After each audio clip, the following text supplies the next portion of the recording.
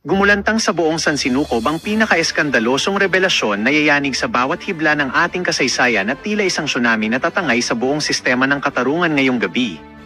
Sa isang hindi inaasahang kaganapan na tila kidlat na tumama sa gitna ng katahimikan, naglabas na raw ng isang selyadong order ang Korte Suprema na nag-uutos na ang impeachment laban kay Vice Presidente Sara Duterte ay opisyal ng tigil pasada at wala ng bisa. Ayon sa ating mga espiyang nakatago sa bawat madilim na kanto, huling-huli sa kamera ang panginginig ng mga mambabatas sa Kongreso habang ang kanilang mga plano ay tila naging abo sa harap ng isang kapangyarihang hindi nila kayang tapatan ng anumang ginto o yaman. Hindi makapaniwala ang buong mundo sa nakakangilong eksenang ito kung saan ang mga pader ng kapangyarihan ay tila naglalaway sa takot dahil salamat na hindi na kailanman mabubura ng anumang politikal na maniobra. Ayon sa mga saksing nasa loob mismo ng mga selyadong opisina ng hudikatura, tila tumigil ang pag-ikot ng mundo nang lumantad ang mga dokumentong selyado ng ginto at bakal na nagpapatunay na ang bawat paratang laban sa Agila ng Davao ay binuo lamang sa ilalim ng madilim na gabi upang linlangin ang sambayanan. Ang bawat pasilyo ng Malacanang ay nababalot ngayon ng matinding kaba habang ang mga kaaway ng Vice Presidente ay nagkakandara pa na sa paghanap ng mapagtataguan sa gitna ng nagbabagang hustisya na wala ng sinasanto. Ito na nga ba ang huling kabanata ng isang matikas na pag-atake o ito ay simula lamang ng isang madugong labanan sa kapangyarihan kung saan wala ng sino mang itatangi sa lupit ng tadhana at ng batas na walang kinikilalang apelyido.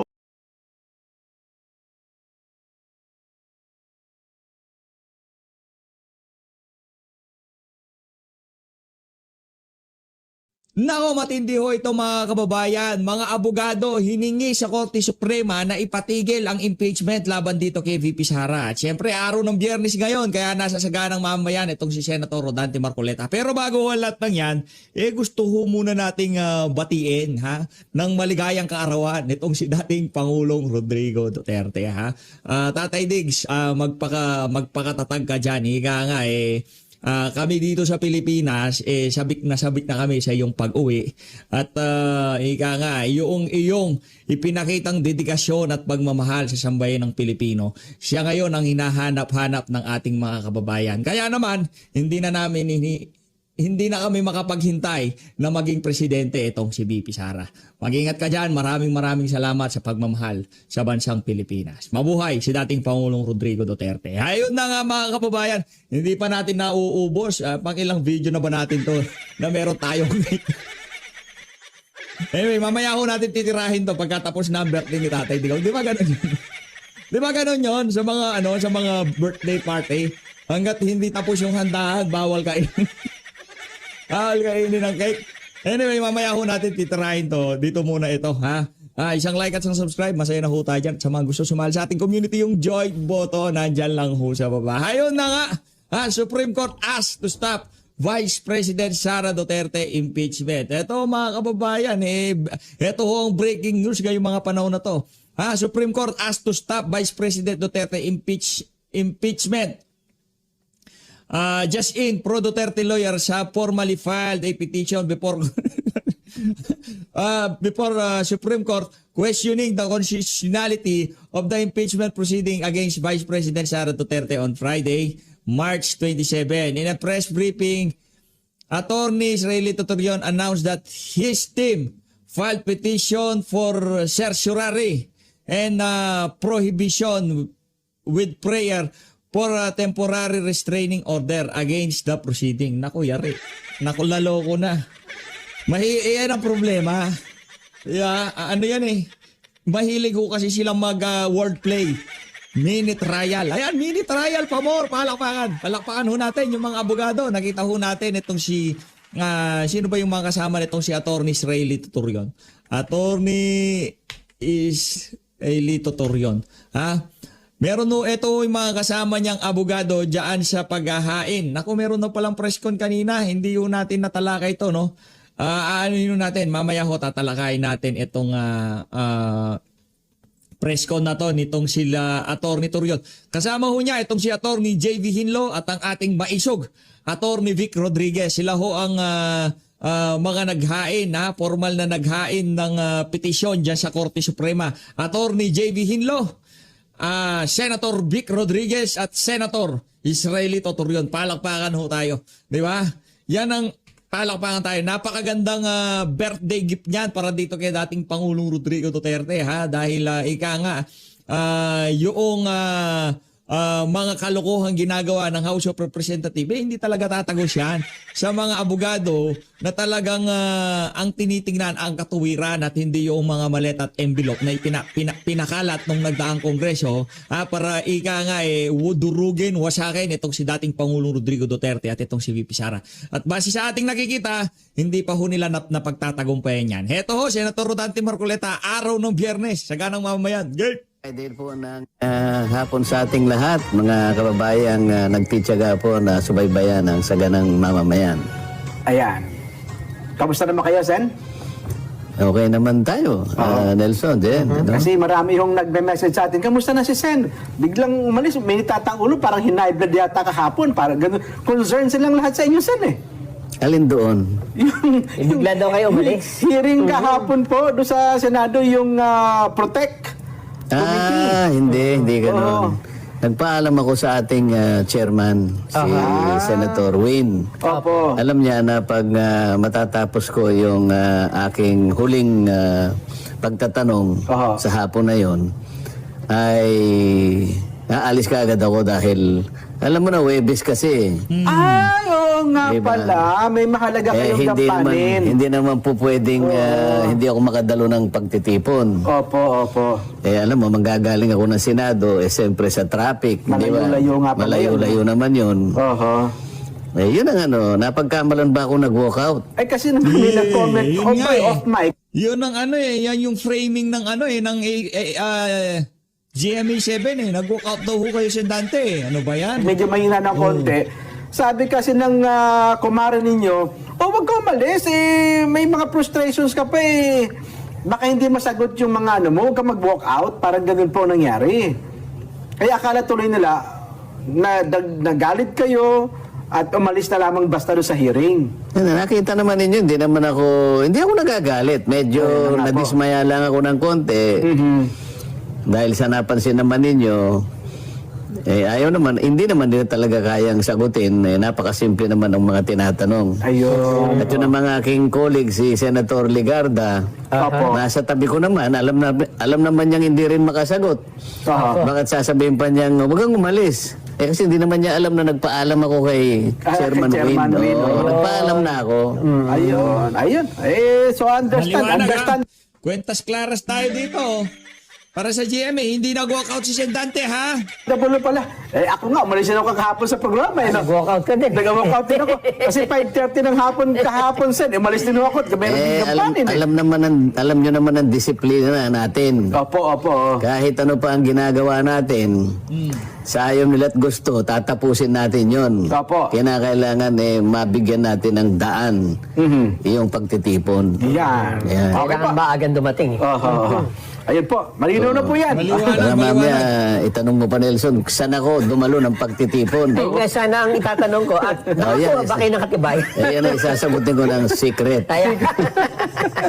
Pero hindi yata naging secret sa mga taong nakita kayo. Basta kung saan man sa nakadiri, alam na po nila kung saan kayo. Okay? Nga. Ayun po. So, Tatanong ko pa sana kung ano po ba yung leksyon kahapon? understandable na po yan. Nagkaunawaan tayo doon sa mga kabarangay natin. Ano ha?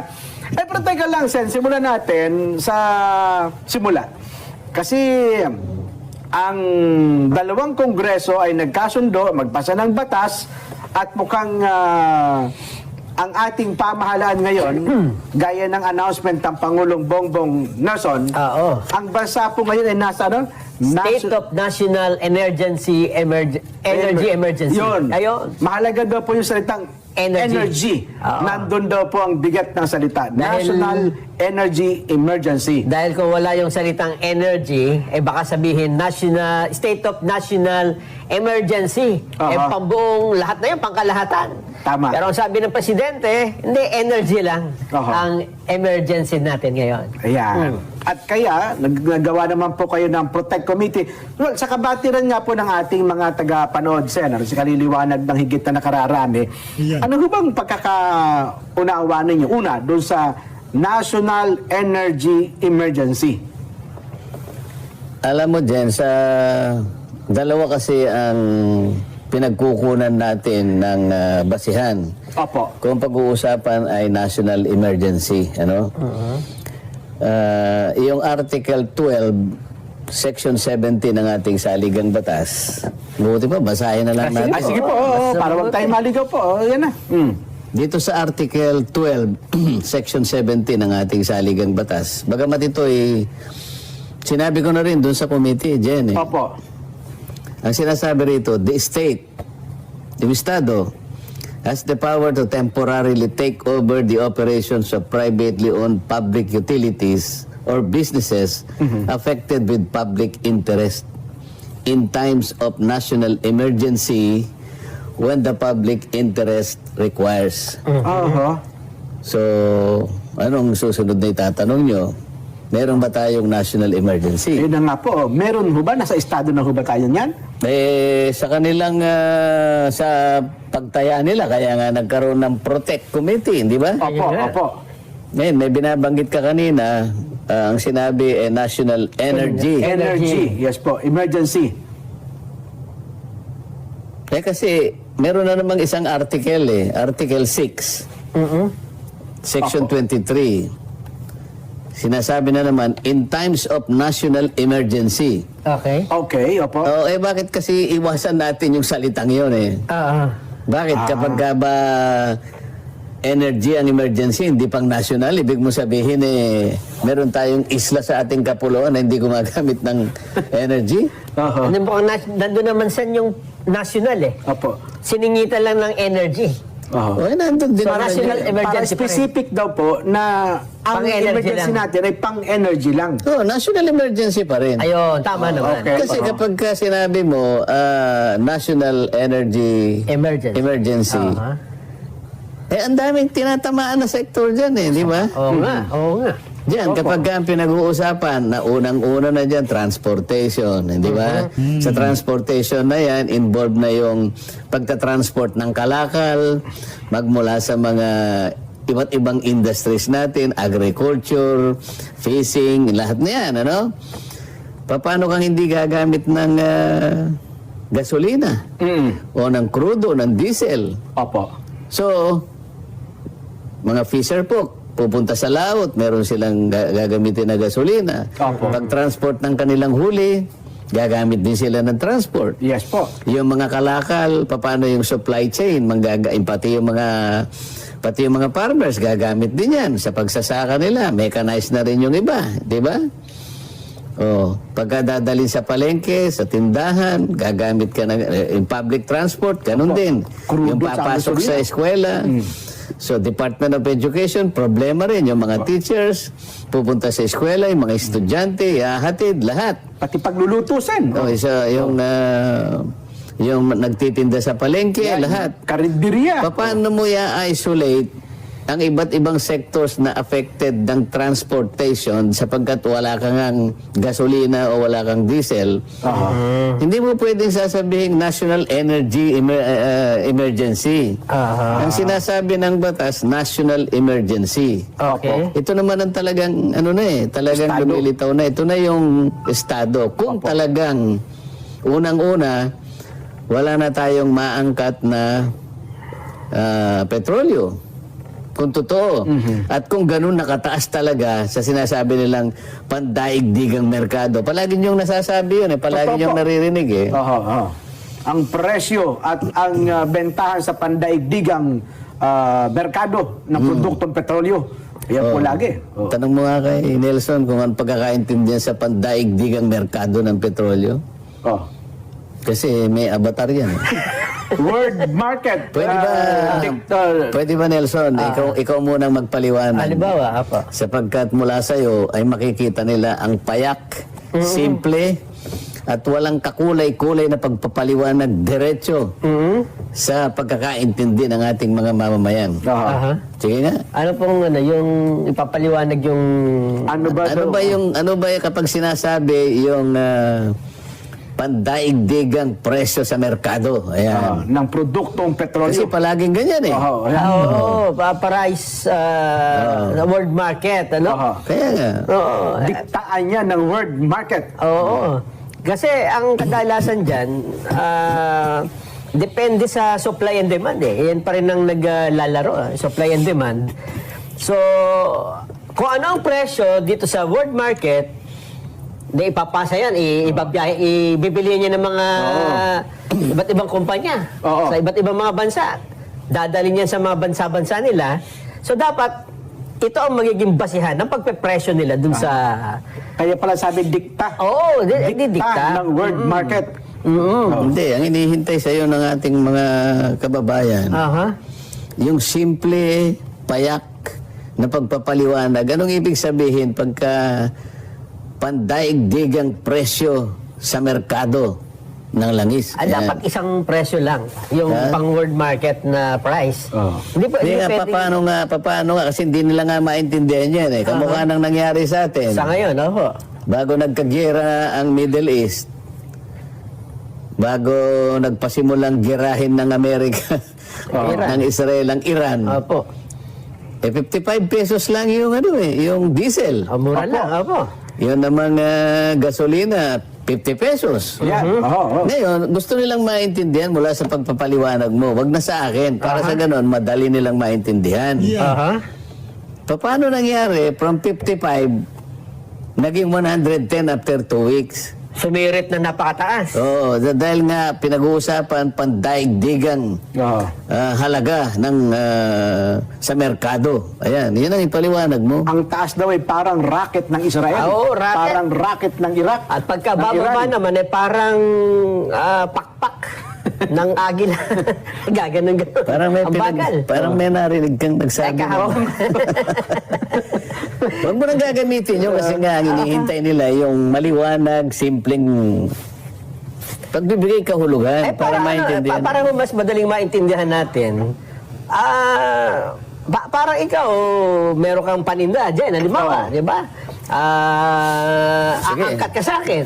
Oo. Sige, Eh, siyempre, kung magkano ang inangkat mo sa akin, kayong dalawang mag-usap para magkaintindihan. dadagdagan mo lang yan ang tubo. Oo. Pero dapat hindi ka, kung magkano ko ipinasa sa'yo, huwag mo namang tataasan ng sobra-sobra. Aha. Di ba? Kung paano ko ipinasa sa'yo, dadagdagan mo lang ng sapat lang sa operation mo at meron kang profit.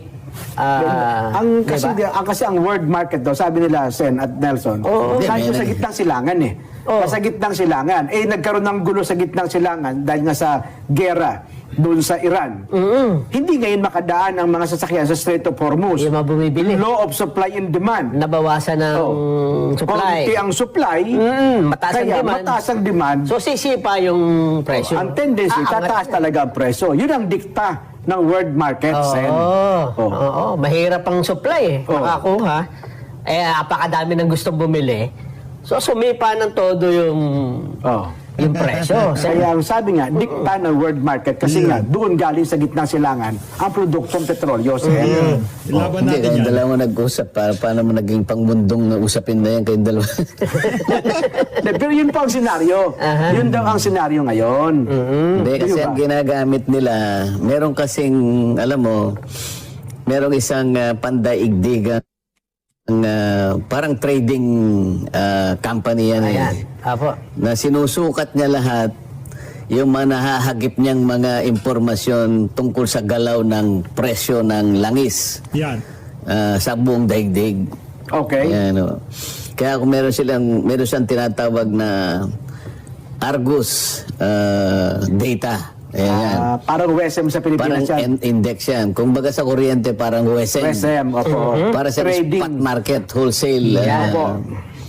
Ngayon, kung sa Singapore yun, halimbawa, mean of plots Singapore, sabi niya. Kung kukunin niya sa Dubai plots. Sabi gano'n, ano? So ito, kinoconsolidate ng isang pandaigdigang organisasyon. Siya yung nagbibigay ng indicator, di umano, Opo. na ito yung presyuhan ngayon ng langis per barrel, halimbawa, ganyan, ano, translate nila sa liter. Ngayon, ito yung ginagamit nila. Yes po. Ang atin namang itinatanong kasi kahapon, tama po yun. Ang pinag-uusapan, hindi nyo pwedeng hindi i-connect yung inventaryo po ninyo. Dahil nga alam naman natin, hindi naman tayo malaking bansa, kaya yung inventaryo natin, hindi kagaya ng Japan. Alam mo kasi ang Japan, Nelson, Opo. yung reserve nila ng kanilang oil aabot ng 254 days. Wow, Ganun? Halos isang taon? Isang taon. Oh. Halos isang taon. Reserva lang po nila yon? Meron silang reserve na ganun. Hindi, no? Grabe, no? Tayo, kamukha nung unang hearing namin, 45 days. Martes yun yung Yes una. po. Sabi ng Pangulo yan. Pagkatapos, sa diesel, Oho. sa gasoline naman, 53. Opo. 53 days. Sa mga tweed, meron pa tayong stock. May buffer pa tayo. Opo. Oho. Ngayon, ang hinahanap ko, from 55, paano lumundag ng 110 kaagad? 2 weeks pa lang. Ayan nga. Kasi nga, yun daw ang dikta ng world market, Sen. O bakit mo gagamitin yun? Ang pinag-uusapan natin yung buffer stock mo. Ba't kaagad mo in-apply yun? Mukhang yun ang business model. Yun yan. daw ang business model. At saka yun ang kanilang practice. Oh. Sabi ko nga, kung ang pinag-uusapan, walang-wala na talaga siguro, wala tayong stock. Opo.